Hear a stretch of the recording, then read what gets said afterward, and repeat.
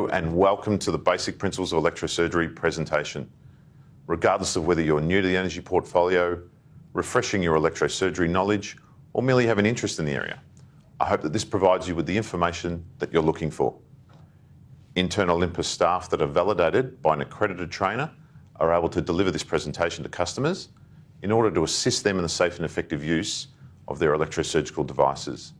After completion, the aim is for attendees to gain a basic understanding of the principles behind electricity and electrosurgery, to gain some practical knowledge and demonstrate the safe and effective use of electrosurgery, and also to gain a basic understanding of the different delivery methods and the clinical implications associated with these.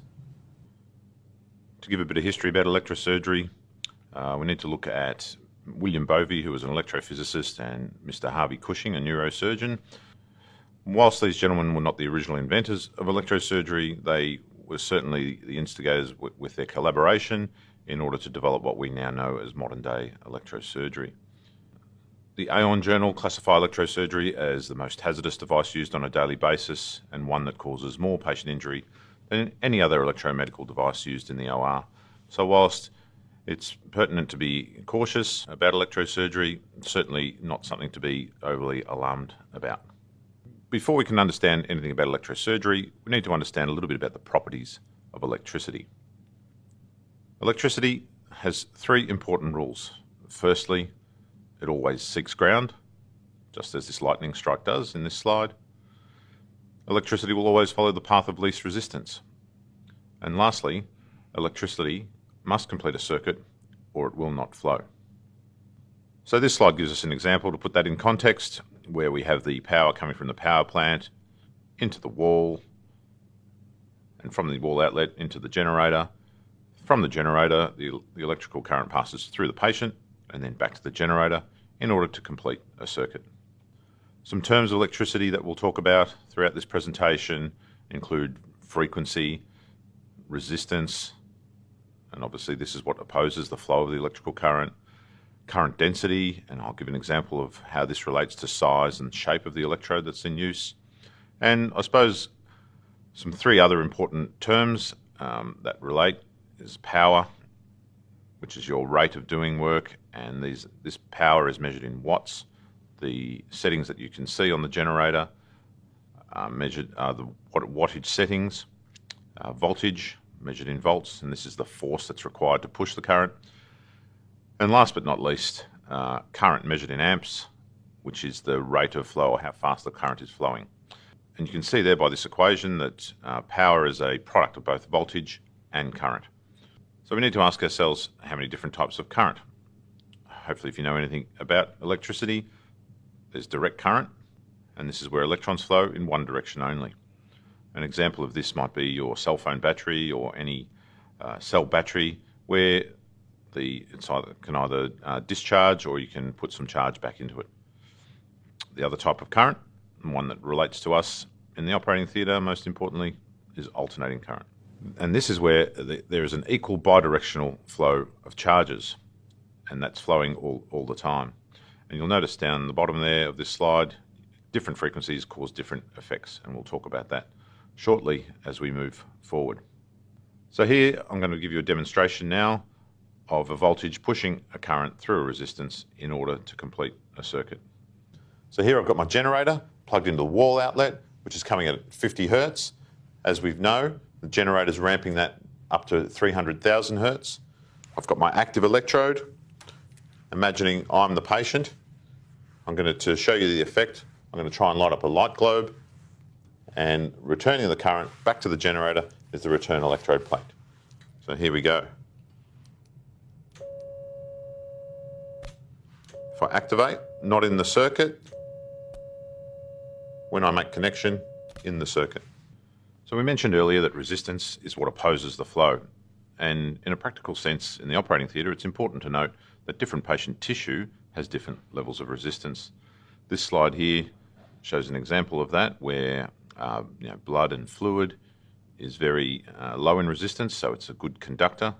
And moving up the scale, tissue such as lung, scar tissue, any adhesions, that causes more resistance, so it's more of an insulator, and it's going to oppose the flow of your current, which may reduce the effect that the operator is trying to achieve. And this comes into play when we're talking about return electrode pads and where we place them a bit later on in this presentation. So based on what we've just covered recently, what do you think are the basic components of a circuit in the operating room of a hospital? We've discussed generator or your electrosurgical generator, the active electrode getting the current to the patient, obviously your patient or the patient tissue, and also the return electrode. What's the difference between an active and a return electrode? The answer is simply nothing except the size or density of the current. Another question I'll ask is, what's the difference between monopolar and bipolar technology? And the answer is simply, once again, the location of that return electrode and also the size and shape. So to further consolidate that and give you a better understanding of current density, I'll now give you a demonstration of how the size and shape of the electrode can affect the current density. So in order to demonstrate current density to you, I'm going to show you this orange on the return electrode plate. So here we've got good contact, it's got a complete circuit. I'm going to activate. There you see I get an effect here, but if I take that off, there's no heat generated there, no untoward side effects. Now, if I change the contact area or the current density associated with these two, so I'm now going to insert the active electrode, or which was the active electrode, into the orange, but now I'm going to change the current density of my return, or what was my return electrode. Now all of a sudden you will see that I elicit effect through what was the return electrode. So all I've done there is just changed the current density in order to elicit a different effect. So you can imagine if this was on a patient and started peeling off, you would get that sort of effect, which is undesirable. So why don't patients get electrocuted? Well, most people say it's because they're grounded. Well, we're all grounded. It's actually got to do with frequency. If you recall earlier, I mentioned that out of the wall we receive current at 50 hertz, and the generator ramps it up to about 300,000 times per second, or 300,000 hertz. Well, if you look on the next slide, muscle and nerve stimulation ceases. So it's actually counterintuitive, but our nerves and muscles are unable to detect this frequency at such a high rate.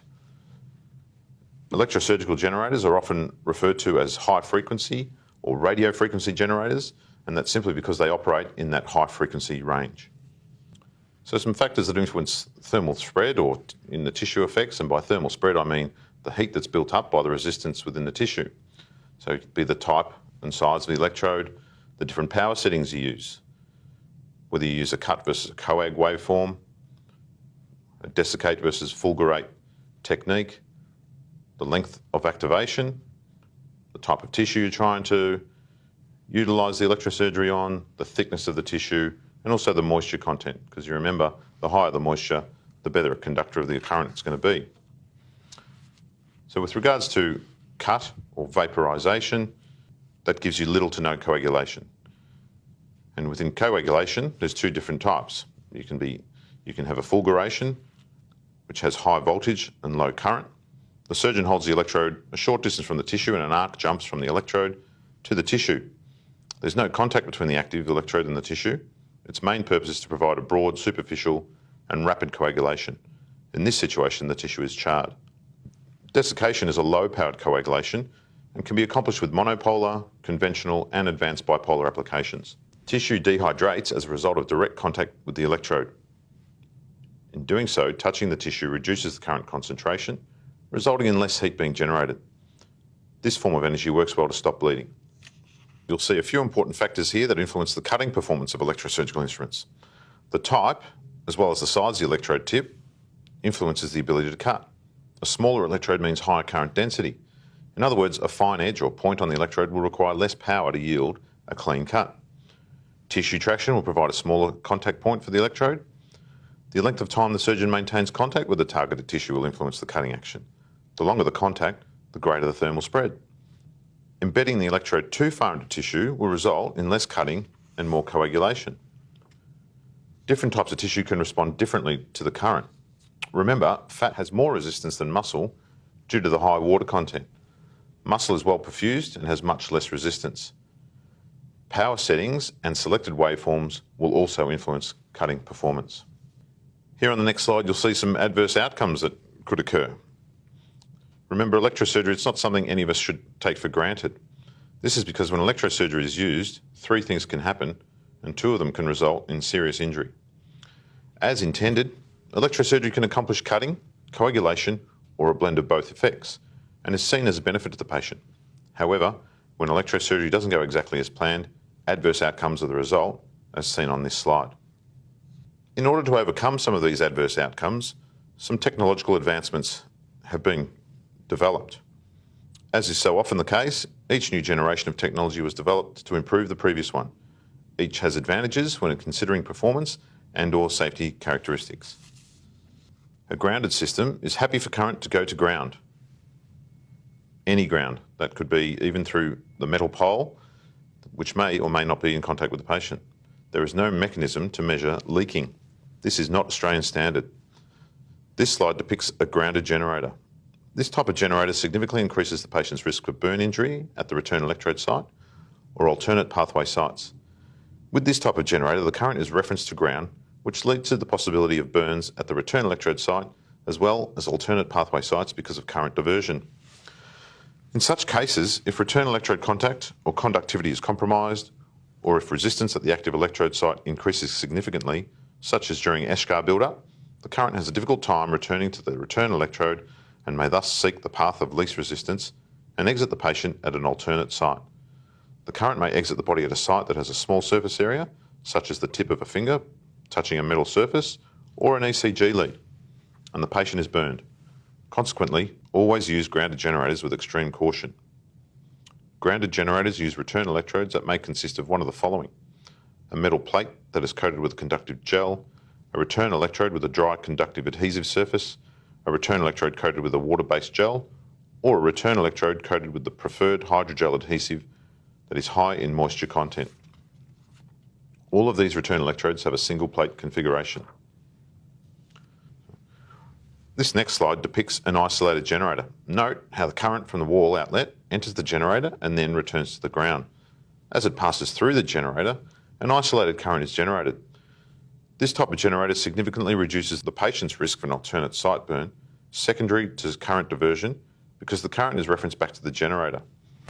If such generators are not equipped with a contact quality monitoring system, a burn at the return electrode site may occur because of insufficient return electrode contact or conductivity. Like a grounded generator, an isolated generator without a contact quality monitoring system uses return electrodes that may consist of a metal plate that is coated with a conductive gel, a return electrode with a dry conductive adhesive surface, or a return electrode coated with the preferred hydrogel adhesive that is high in moisture content. All of these return electrodes have a single plate configuration. The generator won't function if the patient return electrode is not placed on the patient because the current is unable to complete the circuit back to the generator. The only way to complete the isolated circuit is through the patient return electrode. This safety feature has virtually eliminated the concerns regarding alternate site burns. However, it doesn't prevent a burn under the patient return electrode. And now I'll give you a demonstration of what I mean by that. So here I'm using an isolated generator in order to complete the circuit. Okay, so the patient return plate is returning the circuit back to the generator. However, if I remove the return electrode plate, there's no return, not in the circuit, there's no effect. So this has virtually eliminated all alternate site burns for patients, but you can imagine, as you saw with the current density demonstration, if the plate started peeling off where I had an area of high current concentration, then there's potential still for a patient return electrode site burn. This next slide shows the generator equipped with a contact quality monitoring system. Note how the return electrode and the patient interface has become compromised, thus creating the potential for a burn, as you just saw with the last demonstration. Before the burn occurs, however, a visual and an audible alarm is activated and the generator is immediately deactivated. Once again, I'll give you another demonstration of that now. So in order to overcome those patient return electrode site burns, I'm going to demonstrate to you a generator that's equipped with contact quality monitoring. So as the contact of the the quality of the contact of the plate to the patient interface is compromised, the generator will deactivate. So you can see there, only a small component of the plate has come off me as the patient. Earlier we discussed different energy delivery methods. Monopolar energy is probably the most common type of electrosurgery that we see in the OR. With monopolar energy, we see the tissue effect where the active electrode touches the tissue to either cut, coagulate, ablate or desiccate. We can also see fulguration of the tissue. There's a relatively low cost associated with this energy. Its disadvantages are obvious. Since current passes through the patient's entire body, there's a huge potential for injury, especially if all safety parameters are not met. Collateral tissue damage can also happen through the spread of heat with this technology. And we also see a lot of surgical plume created. Bipolar energy is different than monopolar energy. With bipolar, the tissue effect takes place between two electrodes of the device.